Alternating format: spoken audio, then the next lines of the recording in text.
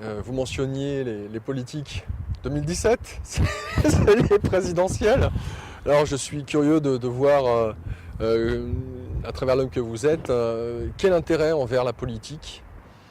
Là, pour le coup, on peut parler du macrocosme avec les présidentielles, et puis peut-être un peu plus local. Est-ce qu'il y a une différence pour vous? Est-ce que vous allez voter ou pas? Est-ce que vous vous impliquez ou pas? Je ne sais pas encore si je vais voter. Non, je pense que de toute façon, on a affaire à une bande de marionnettes. Après, la question est de savoir quelle est la plus... je ne sais pas, enfin, celui qui n'est pas encore une marionnette finit par le devenir dès qu'il commence à avoir une candidature crédible. Donc je ne sais pas. Enfin, non, si, j'espère croire encore en la possibilité qu'une personnalité qui se dégage des présidentiables arrive à avoir à conserver en lui une dose d'esprit qui va faire qu'il va être le porteur d'une nouvelle politique. Mais je ne crois pas dans la politique pour changer les choses. De toute façon, les politiques sont les porteurs de courants qui les dépassent. Et simplement, il faut retrouver notre souveraineté sur le courant qui entraîne le changement de la société que l'on désire. Il y a deux courants à l'heure actuelle. Il y a celui qui nous est imposé par en haut par le système financier, bancaire, le complexe militaro-industriel, enfin tout ce qu'on veut, tous les noms qu'on donne, et qui ne sont pas des comploteurs, hein, qui sont juste des gens qui sont pris dans un système d'avidité, etc. Et le courant qui peut venir de la population et qui ne peut pas être porté par les masses qui, elles, sont aux prises avec la prison de la consommation et des contraintes quotidiennes d'élever les enfants, etc., de devoir travailler, gagner de l'argent, avoir quelque chose dans son frigo. Et donc il y a quand même une catégorie de la population qui s'instruit, hein, qui s'éduque, qui plus ouverte qui comprend, qui capte mieux donc la réalité du monde et qui, elle, est capable de changer les choses, hein, de jouer le rôle de meneur, non pas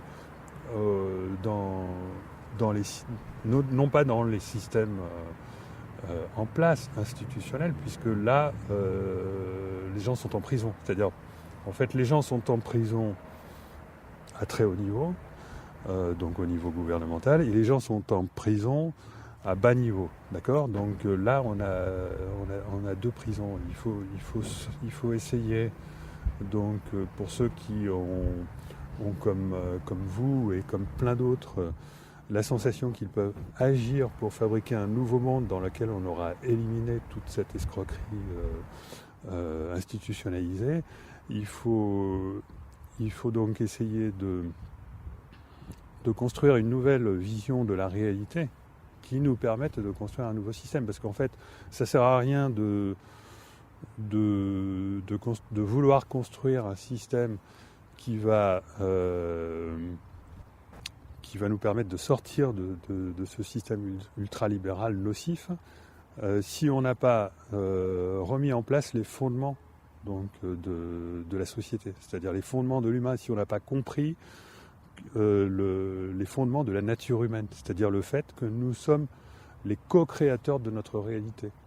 J'entends que chacun doit pouvoir s'occuper de lui, dans sa sphère, de modifier ce qu'il peut faire dans sa sphère, dans son concret, dans son réel, et de changer son regard. C'est vraiment ce que disait Gandhi en fait. C'est si tu veux changer le monde, commence par te changer toi-même, et à pas vouloir changer le monde, mais ton monde, dans ce que tu peux avoir de concret dans ton quotidien. Oui. Et ton regard, tes émotions, tes pensées dans ton quotidien. Tout à fait. Et en fait, pour encourager à ça, je dirais que lorsqu'on agit de cette manière-là, c'est-à-dire lorsqu'on réalise pour soi-même ce qu'on aimerait, le modèle de société, enfin même si c'est une approximation très pauvre, enfin aller vers ce mieux-là, il faut bien comprendre qu'on ne le fait pas que pour cette réalité-là présente, on le fait, c'est un peu comme si on créait des copies de tout ça dans tout l'univers.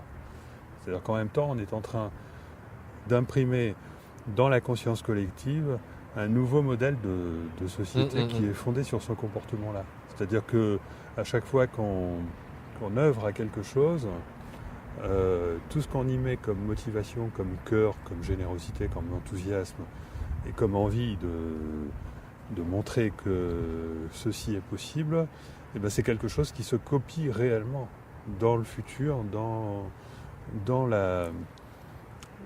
On crée des potentialités. Parce que en fait, le futur, il ne cesse de le répéter partout.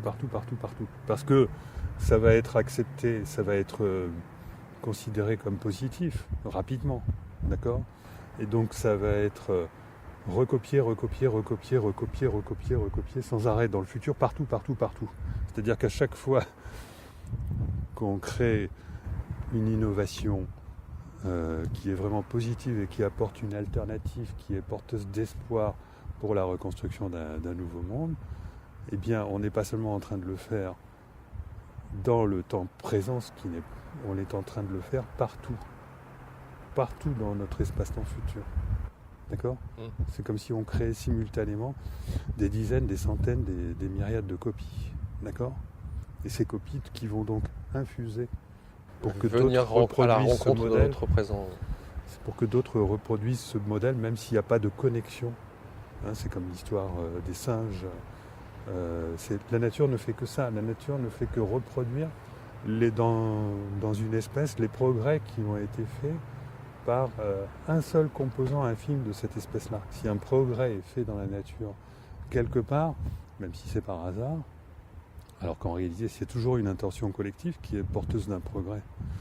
Mais bon, un individu de l'espèce a capté l'inconscient collectif, a capté cette conscience-là, l'a réalisée, ça va être recopié partout dans l'espèce. L'espèce va se l'approprier partout. Et la pensée, la conscience de l'humain a cette propriété-là que dès qu'un humain réalise un progrès qui est porteur d'un changement, eh bien, ce changement va se recopier partout, dans l'espace et dans le temps. Voilà, il faut arriver à comprendre ça. Parce que si on ne comprend pas ça, on ne va pas avoir le courage de le faire. D'accord ? Et moi, c'est même pas parce que j'ai compris ça que j'ai eu le courage de faire ce que j'ai fait, mais j'ai compris que si ça a marché, c'est parce que j'étais quand même dans cet esprit-là, même sans l'avoir compris, parce que j'étais fou. Parce que j'avais une foi irrationnelle dans le fait que j'avais, que ce soit dans mes travaux technologiques ou dans mes travaux métaphysiques, que j'avais quelque chose à démontrer. Dans mes travaux à l'intelligence artificielle, j'ai véritablement réussi à me dépasser, et je me demande encore comment j'ai fait. Je suis arrivé au top niveau, non pas par la voie de la raison, mais par la voie de la foi. Et je suis arrivé dans mes travaux métaphysiques, idem à quelque chose qui m'impressionne. Donc j'ai l'impression que ça me dépasse par la foi. D'accord ? Et je comprends aujourd'hui qu'en fait, ça ne vient pas de mes qualités, ça vient du fait que j'ai osé, et que simplement quand on fait quelque chose et qu'on ose créer quelque chose qui est porteur d'un changement, eh bien ça se recopie partout, dans tout l'espace et dans tout le temps. Voilà, et c'est saisi comme une nouvelle opportunité d'évolution de tous les côtés. Il faut avoir, donc ça, je dis ça, c'est pour donner du courage à ceux qui veulent le faire.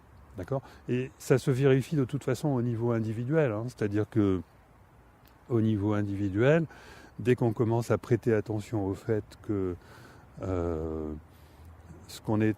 tout ce qui va nous arriver est le produit de notre niveau de conscience, c'est-à-dire de la qualité, donc parce que en fait il peut nous arriver des choses merveilleuses et puis finalement paf, on meurt le lendemain. Quelqu'un peut gagner énormément d'argent, mais finalement il va souffrir énormément pour telle raison. Donc ce qui compte, c'est pas la satisfaction de nos objectifs. Ce qui compte, c'est la qualité de la vie qu'on va mener. D'accord ? Les gens ne sont pas intéressés. Si on leur dit oui, tu vas gagner à la loterie, mais tu vas tout perdre parce que ceci pas, ou alors que ta bien-aimé va mourir parce que etc. Donc ce qui compte, c'est pas la satisfaction des objectifs, ça on n'en a rien à cirer. Ce qui compte, c'est la qualité j'oserais dire vibratoire, c'est presque un mot que j'aime pas trop, cette mode, mais bon, c'est vrai que c'est vibratoire. Ce qui compte, c'est la qualité vibratoire de ce qu'on va vivre dans l'avenir. Et ben, si on veut vivre quelque chose qui est de cette qualité-là dans l'avenir, ben, il suffit simplement de le pratiquer dans le présent. Tout est dans le présent. C'est-à-dire qu'il suffit simplement de s'entraîner à vivre cette qualité vibratoire dans le présent pour qu'elle se recopie partout, dans tout l'espace et le temps, et que ça se répercute sur sa propre vie. Voilà. Faut juste arriver à comprendre ça. Faut juste arriver. C'est con, hein. Oh là là, on comprend pas, hein. Non, quand je dis on comprend pas, c'est-à-dire, oui, il peut y avoir quelque chose de frustrant quand on a compris la théorie, qu'on a eu l'occasion de pratiquer, la pratique. Non mais en fait, c'est parce que moi je le comprends à la fois. Je le comprends presque même plus par le mental que par le cœur, l'expérience. Je l'ai expérimenté, pas tant que je l'ai pensé, mais je l'ai quand même expérimenté. C'est pas quelque chose qui peut se comprendre par le mental quand on n'est pas modelé mentalement comme moi. Moi, j'ai une expérience qui me permet de voir, je dirais presque mathématiquement, avec l'histoire de signaux, comment ça peut s'imprimer, je dirais, physiquement dans la réalité, dans la matière. Mais en fait, il faut le comprendre surtout. Donc si on ne peut pas le comprendre de cette manière-là, il faut le comprendre, il faut l'expérimenter. Voilà, ça c'est le plus important, c'est de l'expérimenter. Donc la difficulté lorsqu'on va l'expérimenter, c'est évidemment que le truc classique. Ah, mais j'ai essayé de le faire et ça n'a pas marché. Hein ? D'abord, essayer de le faire, c'est pas si simple. Ensuite, il ne s'agit pas d'essayer de le faire, il s'agit de le faire et que ça soit intégré dans la durée. D'accord ? Et ce n'est que lorsque c'est intégré dans la durée, parce qu'il y a un temps de retard. D'accord ?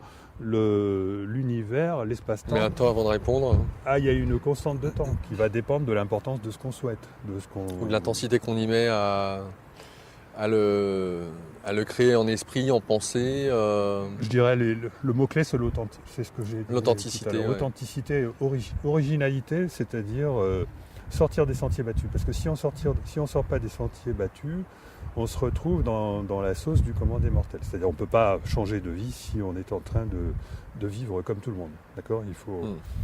Il faut sortir des sentiers battus, il faut changer de vie, il faut adopter une vie différente de celle des autres. D'accord ? Ça, c'est une condition très importante parce que sinon, l'espace-temps ne va pas pouvoir créer les ponts qui vont permettre de mettre en application ce changement de niveau vibratoire, si on peut dire, parce qu'on ne peut pas demander ce changement si en même temps on conserve des habitudes en lien avec le fait qu'on est dans la prison relationnelle, de par son travail, ses amis, etc.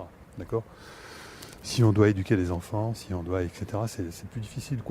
Il y a à mon avis toujours, quelle que soit la situation, il y a toujours un moyen de mettre du nouveau, de l'originalité dans sa vie. Mais enfin, disons que voilà, sortir des sentiers battus,